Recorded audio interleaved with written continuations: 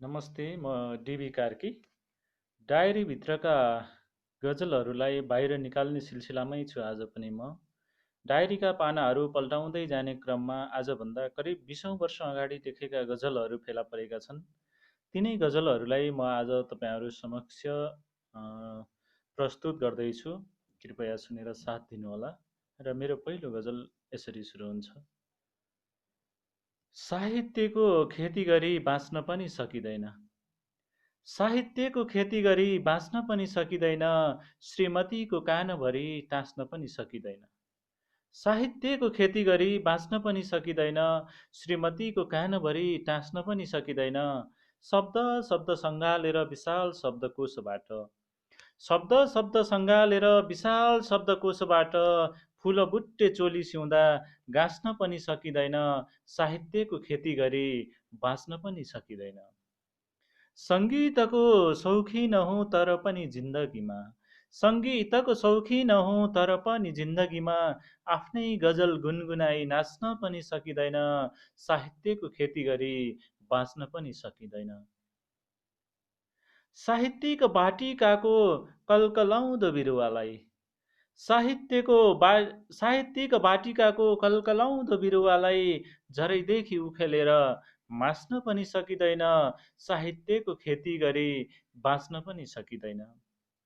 अन्नबाली जस्तै गरी सुरक्षित सङ्गालेर, अन्नबाली जस्तै गरी सुरक्षित सङ्गालेर पछि काम देला भनी साँच्न पनि सकिँदैन, आफ्नो गजल गुनगुनाई नाच्न पनि सकिँदैन। भावनामा बहकिँदै दिल खोली कसैसँग, भावनामा बहकिँदै दिल खोली कसैसँग रूप रुन पनि सकिँदैन, हाँस्न पनि सकिँदैन, साहित्यको खेती गरी बाँच्न पनि सकिँदैन। दिन रात मानसिक परिश्रम गरे पनि, दिन रात मानसिक परिश्रमै गरे पनि सोचे जस्तो जीवन उकास्न पनि सकिँदैन, साहित्यको खेती गरी बाँच्न पनि सकिँदैन, श्रीमतीको कानभरि टाँस्न पनि सकिँदैन। धेरै पुरानो गजलपछि आज गजलहरू सबै पुरानै हुनेछन्। त्यसपछि अर्को गजल। प्रिया तिमी झ्यालबाट नहेर न लुकी लुकी, प्रिया तिमी झ्यालबाट नहेर न लुकी लुकी, ढक्क फुल्छ छाती अनि बढ्न थाल्छ यो ढुकढुकी। प्रिया तिमी झ्यालबाट नहेर न लुकी लुकी, ढक्क फुल्छ छाती अनि बढ्न थाल्छ यो ढुकढुकी। तिम्रो साथ पाएदेखि यस्तो लाग्न थालेको छ, तिम्रो साथ पाएदेखि यस्तो लाग्न थालेको छ, संसारकै सबैभन्दा भाग्यमानी मै रहेछु कि, प्रिया तिमी झ्यालबाट नहेर न लुकी लुकी। अँध्यारो यो मेरो जीवन झिलिमिल्ली पारिदियो, अँध्यारो यो मेरो जीवन झिलिमिली पार्यौ तिमी, तिमी तेल तिमी बाती तिमी नै हौ टुकी, ढक्क फुल्छ छाती अनि बढ्न थाल्छ यो ढुकढुकी। बाध्यताले भौगोलिक दूरी टाढा हुनु पर्दा, बाध्यताले भौगोलिक दूरी टाढा हुनु पर्दा निरन्तर यति धेरै किन लाग्छ यो बाटुकी, प्रिया तिमी झ्यालबाट नहेर न लुकी लुकी। मेरो प्रिय मान्छेलाई छुट्याउन खोजे कोही, मेरो प्रिय मान्छेलाई छुट्याउन खोजे कोही, सम्झौतामा गर्ने छैन कोही कसैसँग झुकी, प्रिया तिमी झ्यालबाट नहेर न लुकी लुकी, ढक्क फुल्छ छाती अनि बढ्न थाल्छ यो ढुकढुकी। यो गजलपछि फेरि अर्को गजल छ।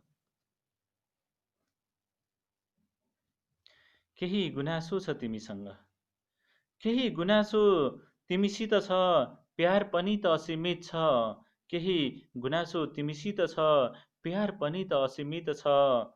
दुनियाँ सामु के डर मान्छौ, दुनियाँ सामु के डर मान्छौ, विजय हाम्रो सुनिश्चित छ, प्यार पनि त असीमित छ। चाहेमा तिम्रो सुख दुःखमा, चाहेमा तिम्रो सुख दुःखमा यो ज्यान सधैँ उपस्थित छ, केही गुनासो तिमीसित छ।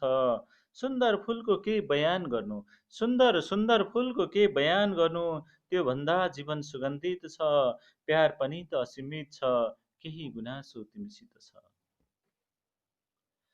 यो गजलपछि अर्को गजल छ।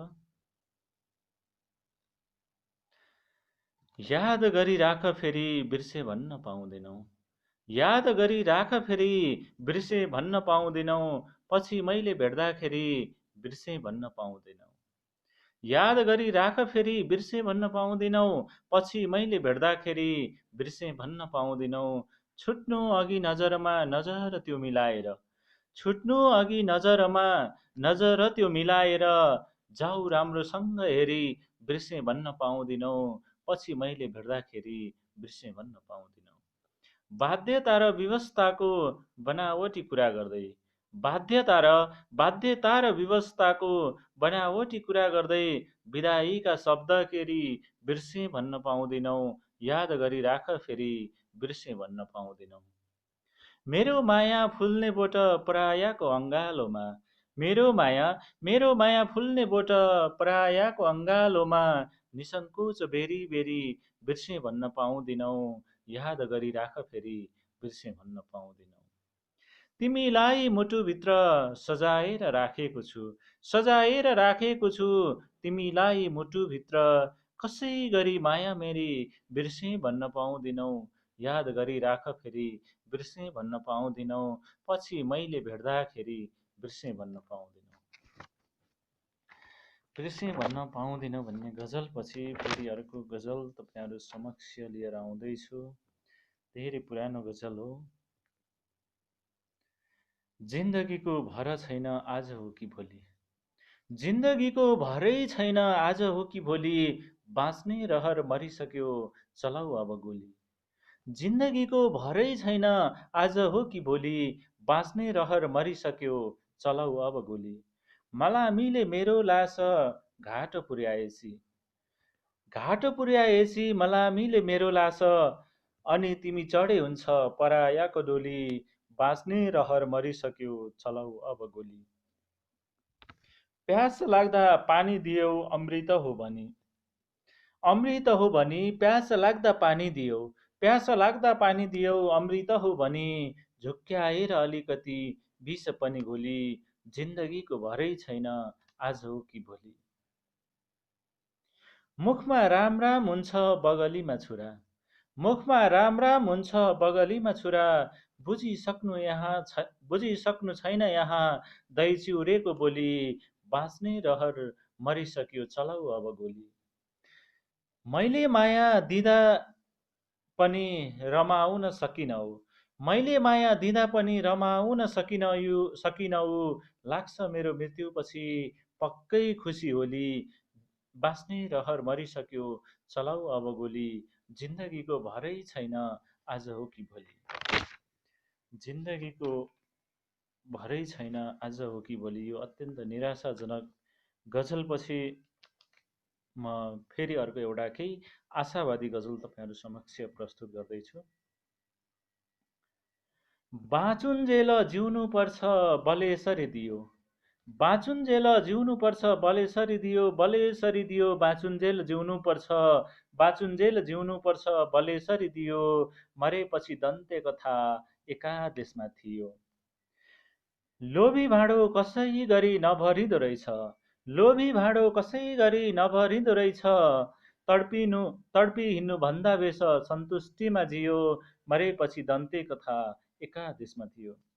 अन्योलमा हुँदासम्म मेरो जीवन पनि, अन्योलमा हुँदासम्म मेरो जीवन पनि, आधी कागरी पानी जसरी निकै छचल्कियो, अन्योलमा हुँदासम्म मेरो जीवन पनि, आधी गाग्री पानी सरी निकै छचल्कियो, मरेपछि दन्ते कथा एका देशमा थियो। आशा गरी पछ्याउँदा निराशाको गति, आशा गरी पछ्याउँदा निराशाको गति, क्षितिजको बादलभित्रै निकै आकाशियो, बाँचुन्जेल जिउनु पर्छ भले सरी दियो। काग आई कान टिपी लग्यो भन्दा तेरो, काग आई कान टिपी लग्यो भन्दा तेरो, कैयौँ चोटि काग पछि दगुरियो, बाँचुन्जेल जिउनु पर्छ भले सरी दियो, मरेपछि दन्ते कथा एकादेशमा थियो। यो केही आशा लाग्दो गजलपछि फेरि अर्को निराशाजनक गजल छ। जति बेला देश गृहयुद्धमा फँसेको थियो त्यतिखेर लेखेको गजल हो। जुन बेला दिनमा सयौँको सङ्ख्यामा मानिसहरूको मृत्यु हुन्थ्यो त्यति बेला राष्ट्रपक्ष र विद्रोही पक्षको बिचको युद्धले गर्दाखेरि देश निकै अप्ठ्यारो अवस्थामा थियो। त्यही अवस्थामा लेखेको गजल हो, यहाँहरू समक्ष पेश गर्दैछु।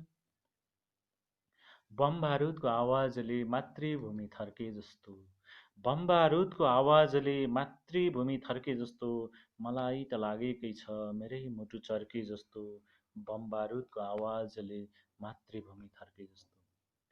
बम बारुदको आवाजले मातृभूमि थर्के जस्तो, बम बारुदको आवाजले मातृभूमि थर्के जस्तो, मलाई त लागेको छ मेरै मुटु चर्के जस्तो।